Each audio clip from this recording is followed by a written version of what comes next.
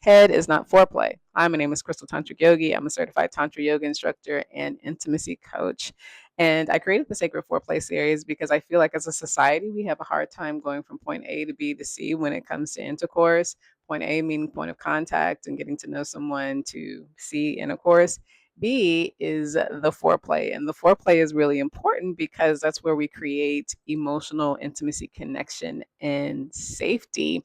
And within that, we are creating intentionality to be caring and patient and compassionate with our lover. So when we skip that, we are missing the sacredness of sex, which is supposed to be a sacred energy exchange. When you take the sacredness out, it can be harmful, whether you're in a long term committed relationship or not. And I think this happens because we have such a patriarchal, narrow view of what sex is. So we confuse what sex activity is with what foreplay is, to the point where you have people abstaining and being celibate and trying to get around the religious rules of not having sex till you're married and doing still highly sex things and defeating the whole purpose of like learning how to have self control and understanding their sexual energy. So, what are some of the things that I think are highly sex or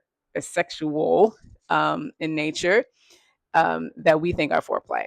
So, peach play. I know that may sound like a little outlandish, but I remember there was a trend going on several years ago that I heard about middle schoolers engaging in anal play because they thought that they could keep their virginity that way. Any activity, highly stimulating activity to the genitals or private parts, I feel like is not really foreplay. I feel like it is sex activities. So that means hand jobs, oral. They call it oral sex for a reason. Nipple stimulation, fingering, all that stuff is sex activity. Okay. It's not foreplay. Things that are foreplay that I feel like people need to do more because it helps create good intentions and cultivate emotional intimacy and caring and compassion for people.